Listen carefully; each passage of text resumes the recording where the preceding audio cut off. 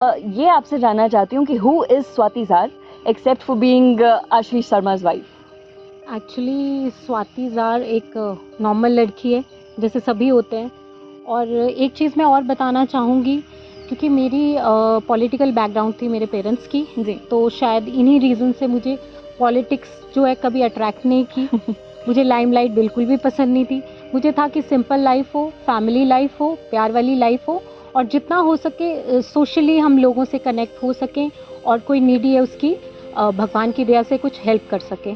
अभी आपको लग रहा है कि जैसा आपको पहले लगता था कि लाइफ खत्म हो जाएगी अगर पॉलिटिक्स में आ जाएंगे, कैसा अभी अब महसूस तो हो रहा है? पार्ट ऑफ लाइफ हो गया है। अब तो पार्ट ऑफ लाइफ हो गया। आप जी। एंजॉय कर रही हैं आपके?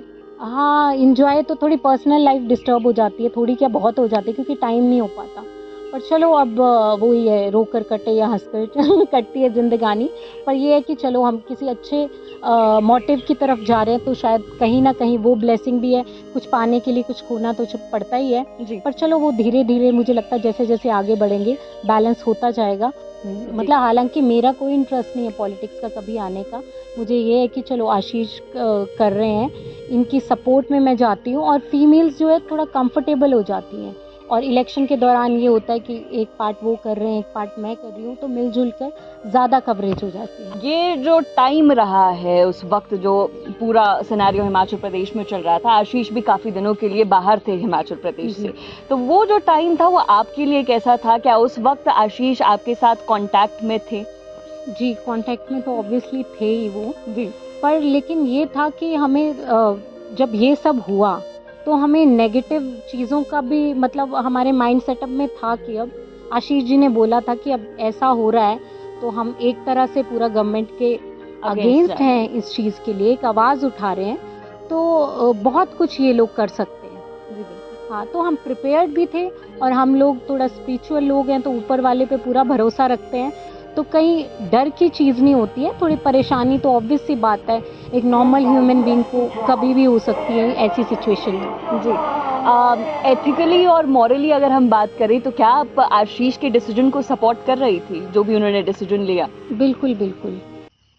नमस्कार, मैं नेहा धीमान और फर्स्ट वर्डिक मीडिया की ओर से आज की इस खास चर्चा में आप सभी का स्वागत है।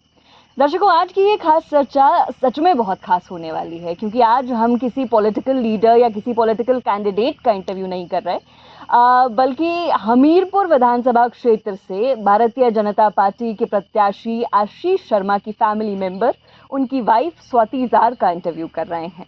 मैं आपको बता दूं कि इस वक्त हमारे साथ स्वाति जार है, who's been campaigning alongside her husband for Hamirpur assembly by polls that are upcoming।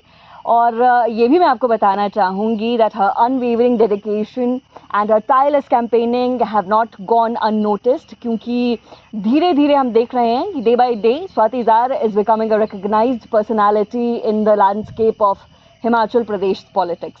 आपका बहुत बहुत स्वागत है स्वाति जी फर्स्ट वर्डिक पर। सबसे पहले तो मैं यही आपसे जानना चाहूँगी, देखिए हम हिमाचल प्रदेश के पॉलिटिकल लैंडस्केप पे भी बात करेंगे, हमीरपुर में क्या चल रहा है उस पर भी बात करेंगे, लेकिन उससे पहले ये आपसे जानना चाहती हूँ कि who is Swati Zar except for being Ashish Sharma's wife? Actually Swati Zar एक नॉर्मल लड़की है, जैसे सभी होते हैं। और एक चीज़ मैं और बताना चाहूँगी, क्योंकि मेरी पॉलिटिकल बैकग्राउंड थी मेरे पेरेंट्स की जी। तो शायद इन्हीं रीज़न से मुझे पॉलिटिक्स जो है कभी अट्रैक्ट नहीं की। मुझे लाइमलाइट बिल्कुल भी पसंद नहीं थी। मुझे था कि सिंपल लाइफ हो, फैमिली लाइफ हो, प्यार वाली लाइफ हो, और जितना हो सके सोशली हम लोगों से कनेक्ट हो सकें, और कोई नीडी है उसकी भगवान की दया से कुछ हेल्प कर सके। जी, आपने कहा कि पॉलिटिकल बैकग्राउंड आपकी फैमिली का है, उस पे थोड़ा सा लाइट प्लीज शेड करें, क्या पॉलिटिकल बैकग्राउंड क्या है? एक्चुअली मेरे पेरेंट्स ने भी इलेक्शन लड़े हैं जी। और 3 इलेक्शन लड़े हैं, और शायद मेरी लाइफ का ये 5th इलेक्शन होने वाला है जो मेरी फैमिली में ही हो रहा है। जी।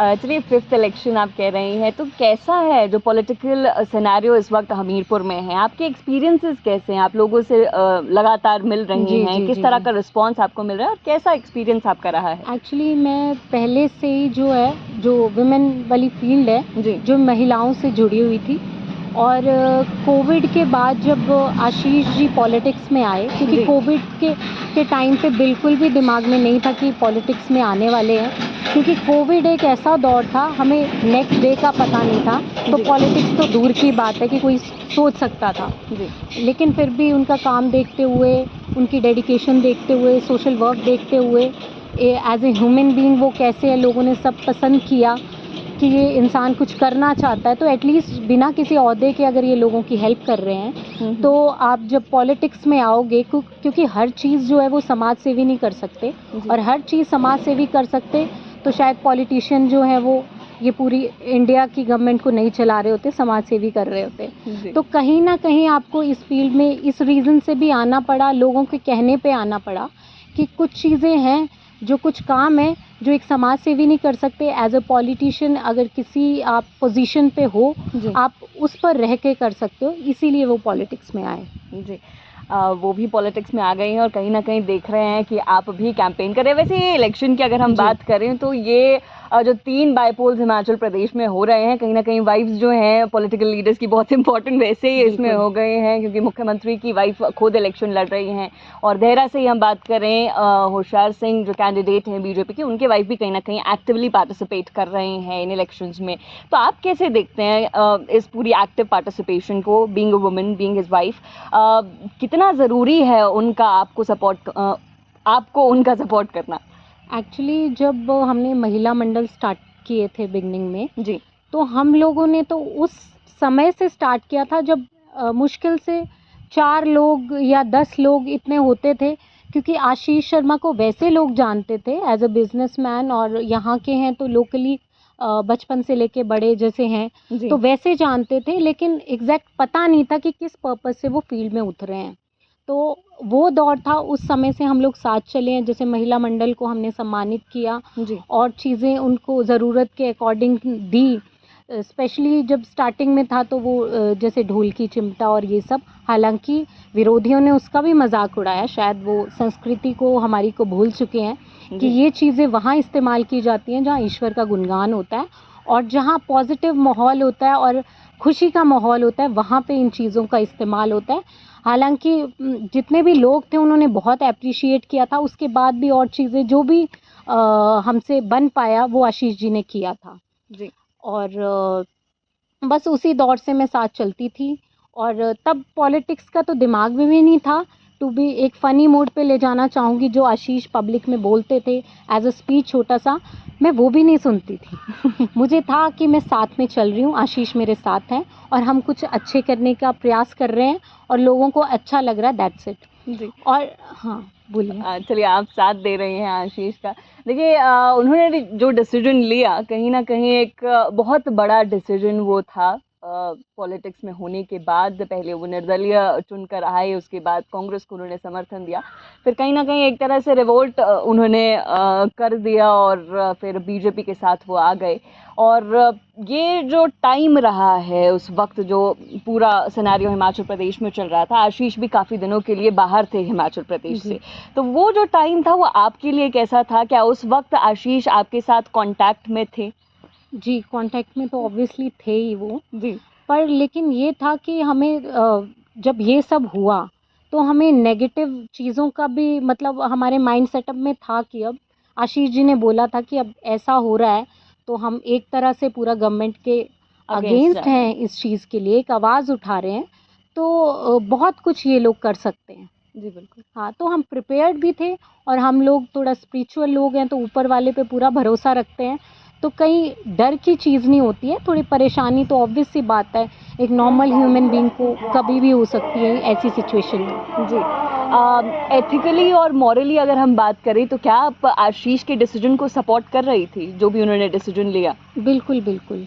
क्योंकि जब किसी इंसान को कुछ अच्छा करना होता है, क्योंकि पॉलिटिक्स के टाइम पे जब उन्होंने एंटर होना था, तो मैंने मना किया था।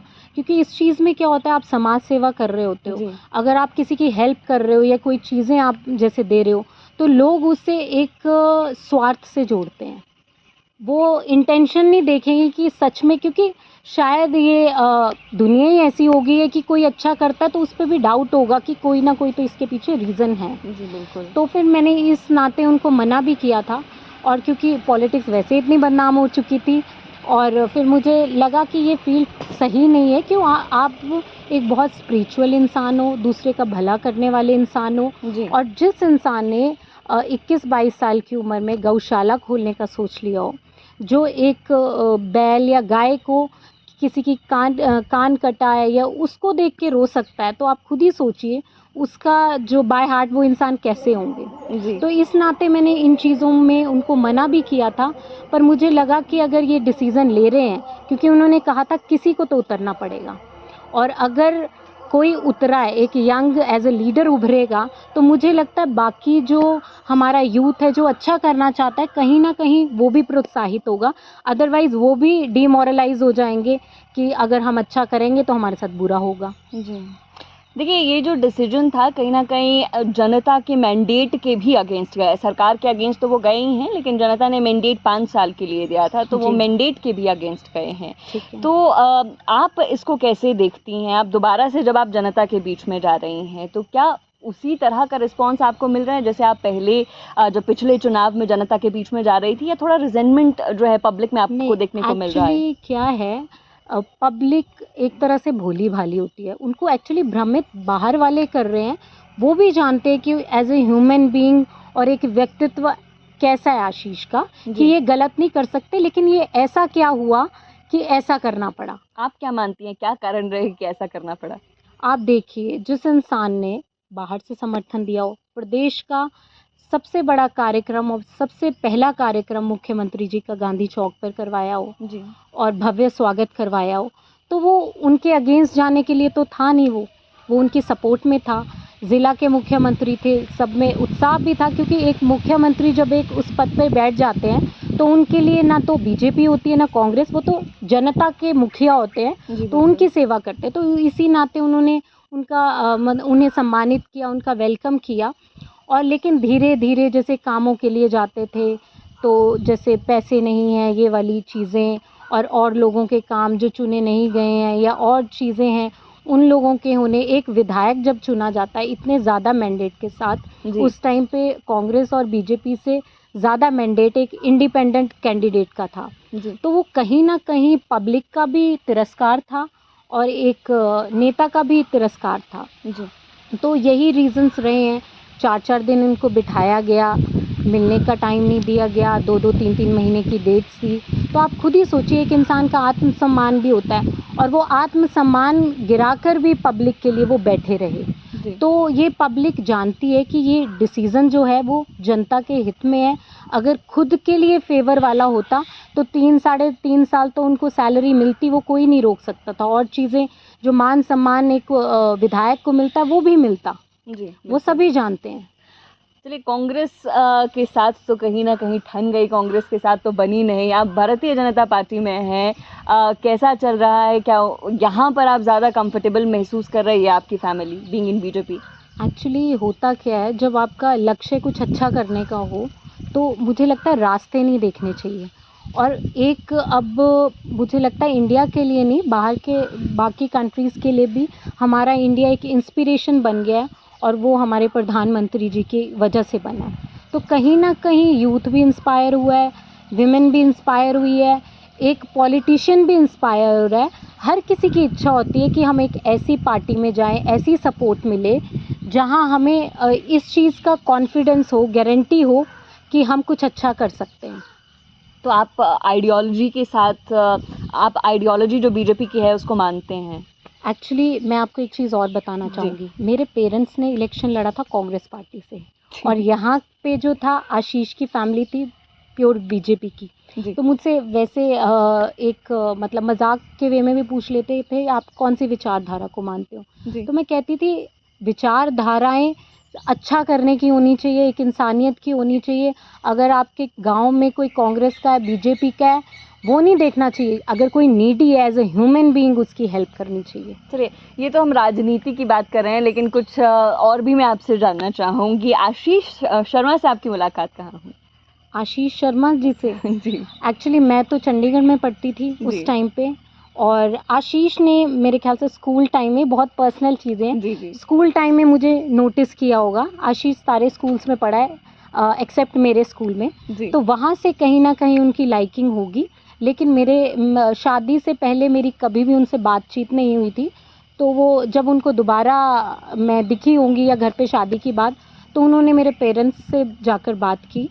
और आशीष का हर चीज़ में स्ट्रगल रहा है। शादी में भी उन्होंने 1.5-2 साल स्ट्रगल किया है क्योंकि जब वो शादी के लिए जाते थे तो वो कॉन्ट्रैक्टर थे, तो वो बाकियों को कुछ को प्रॉब्लम हो जाती थी, वो कहते थे ये लड़का ऐसा है वैसा है। तो आशीष जी ने पहले मेरी मदर को मनाया, फिर मेरे फादर को मनाया, फिर मेरी मदर ने मिलके आशीष के साथ मुझे मनाया। तो ये जी। प्रोसेस काफ़ी लंबा था। और उसके बाद मेरा ब्रदर, फिर हो गई शादी। और मेरी मदर को शायद इसलिए भी पसंद थे क्योंकि वो स्पिरिचुअल थे और मेरी मदर भी स्पिरिचुअल है। तो वो कहते जो गॉड फियरिंग होता है वो कभी गलत नहीं करता। तो इस वे में बस वैसे चल। आपको कभी प्रॉब्लम नहीं हुई कि आशीष कॉन्ट्रैक्टर है? हाँ, मतलब मैंने जीवन में, मुझे लगता है उन्हीं चीज़ों में गई हूँ जिन जिन चीज़ों से मैं भागती आई हूँ। मुझे एकदम सिंपल लाइफ पसंद थी। कॉन्ट्रैक्टर मतलब मुझे ज़्यादा इन चीज़ों में नॉलेज ही नहीं था जी। कि क्या बेसिक चीज़ें हैं, ये है। हम लोग फैमिली वाले थे, हमारे कोई आता था उसकी हेल्प करते थे, या किसी ने हेल्प मांगी उसकी हेल्प करते थे। फिर मेरी एजुकेशन में हो गए, तो हम लोग वैसे वैसे और थोड़े स्पिरिचुअल भी थे। जी। इन चीज़ों में ज़्यादा दिमाग का ये सेटअप ही नहीं था कि मुझे शादी करनी है।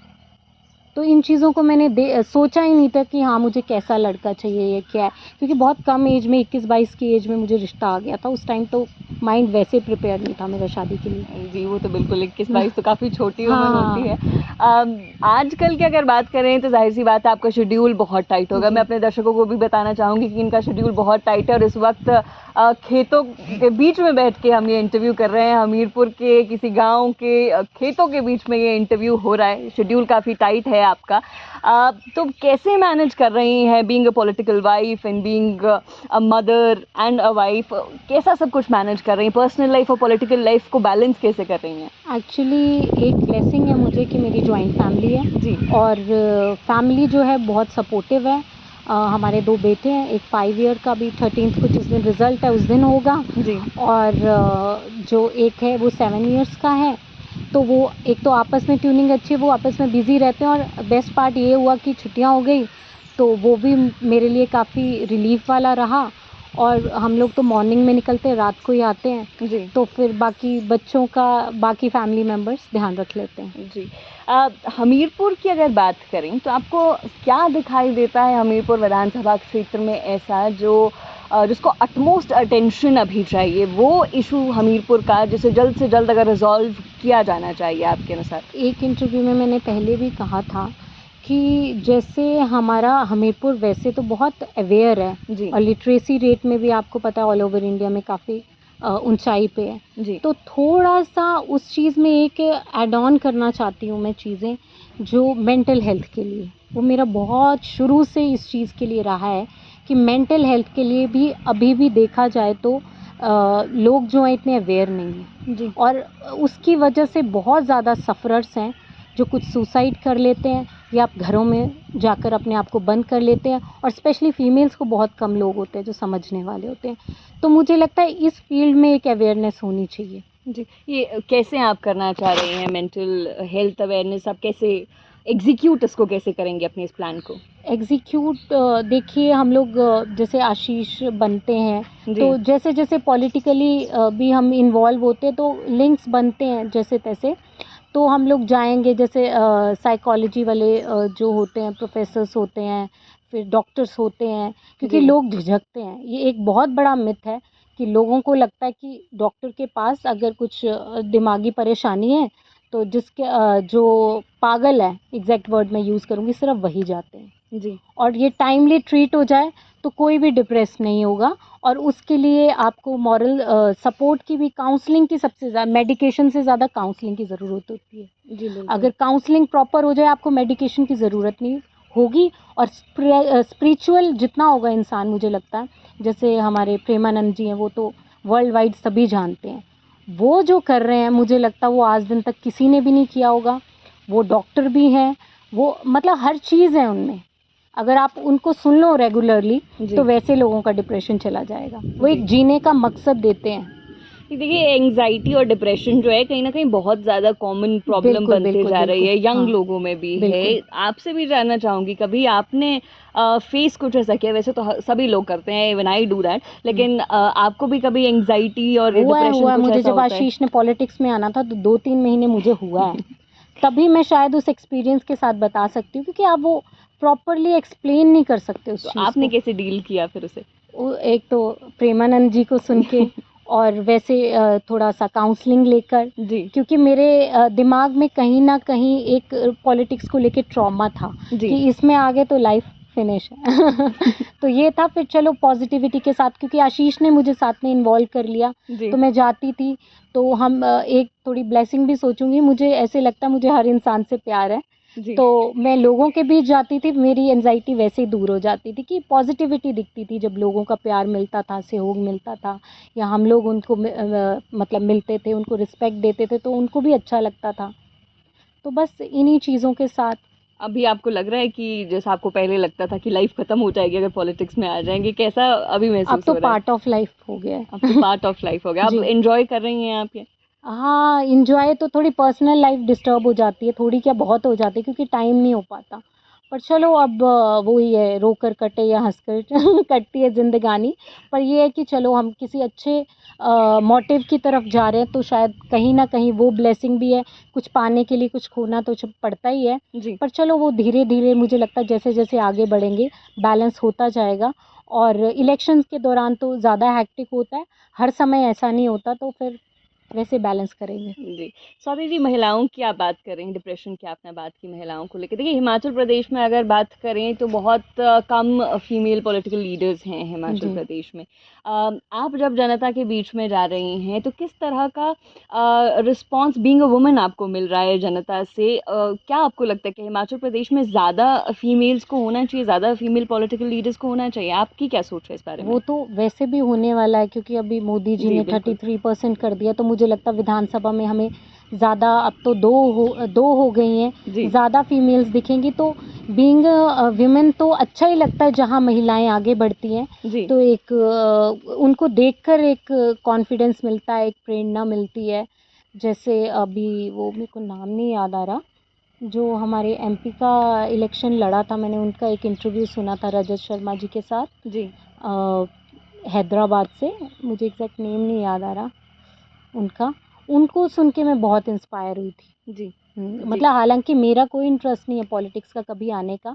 मुझे ये है कि चलो आशीष कर रहे हैं, इनकी सपोर्ट में मैं जाती हूँ, और फीमेल्स जो है थोड़ा कंफर्टेबल हो जाती हैं, क्योंकि इतना एक्सपोज़र नहीं होता है गाँव में।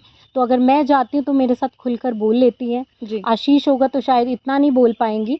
तो बस जस्ट उस मोटिव से, उनको कंफर्टेबल फ़ील कराने से, और इलेक्शन के दौरान ये होता है कि एक पार्ट वो कर रहे हैं, एक पार्ट मैं कर रही हूँ, तो मिल-जुल कर ज़्यादा कवरेज हो जाती है। आप महिलाओं से मिलती हैं, हमीरपुर की जो गाँव की महिलाएँ हैं टिपिकल, उनकी क्या समस्याएँ हैं?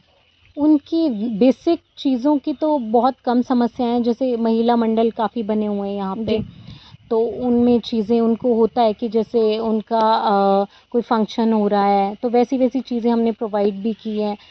रास्तों की बहुत प्रॉब्लम हो जाती है, मतलब वो वही है, बना तो दें, कभी कोई जगह नहीं देता। ये बेसिक चीज़ें रास्तों की, और ऐसी छोटी-छोटी चीज़ों की, बेसिक चीज़ों की समस्याएँ होती हैं। क्योंकि यहाँ के ज़्यादा लोग, मुझे लगता, एम्बिशियस नहीं हैं, वो अपनी सिंपल लाइफ़ में खुश रहते हैं। जी, तो बहुत बेसिक सी चीज़ें हैं। और हाँ, बेरोज़गारी की, जी, वो सबसे ज़्यादा इम्पॉर्टेंट चीज़ है, क्योंकि सारी माँओं को लगता है कि हमारी यंग जनरेशन जो है इधर-उधर भटक रही है, कहीं इनको जॉब मिल जाए। जी, ये बहुत ज़्यादा उनके लिए वो मायने रखता है। जी, और हेल्थ रिलेटेड भी हैं ही, आपको पता है इश्यूज़ हैं, तो हेल्थ फैसिलिटीज़ से रिलेटेड भी रहता है, ये दूर होता है, कोई चल नहीं सकता। जी, जी। जी। अ, अंत में स्वाति जी, अगर हमीरपुर की जनता को कोई संदेश आप देना चाहती, कोई मैसेज देना चाहती हैं, तो फर्स्ट वर्डिक्ट के माध्यम से दे सकती हैं। अच्छा, तो अभी ऑब्वियसली अभी इलेक्शंस आ रहे हैं, तो मैं इसी के लिए कहना चाहूँगी कि आप भ्रमित ना हों। बहुत भ्रम फैलाया जा रहा है कि आशीष जी ने त्यागपत्र क्यों दिया। तो मैं जी, एक चीज़ बोलना चाहूँगी कि उन्होंने त्यागपत्र, इस्तीफ़ा इसलिए दिया क्योंकि उनको एक तो पद का लोभ नहीं था, और इस्तीफ़ा इसलिए दिया क्योंकि एक राजनीतिक मान-सम्मान का लोभ नहीं था। इस्तीफ़ा इसलिए दिया क्योंकि लोगों के काम नहीं हो रहे थे। इस्तीफ़ा इसलिए दिया क्योंकि लोगों की वोट्स का तिरस्कार हो रहा था, क्योंकि जनता ने उनको चुना था और बने हुए विधायक के काम नहीं हो रहे थे, और वो भी किसी पार्टी के साथ नहीं होते हुए एक इंडिपेंडेंट विधायक थे, तब भी उनके काम नहीं हो रहे थे। इस्तीफ़ा इसीलिए दिया, और एक अच्छी पार्टी से, एक स्ट्रॉन्ग पार्टी से जुड़े हैं, तो रुके हुए कामों के लिए वो सेंटर से अपने फंड्स की दरख्वास्त रख सकते हैं, एक हक से मांग सकते हैं, अगर उनको भारी मात्रा में आप वोट करके विजयी बनाएंगे और अपनी सेवा में हाजिर करवाएंगे। जी, धन्यवाद। Thank you so much. तो हमारे साथ हैं स्वाति राज।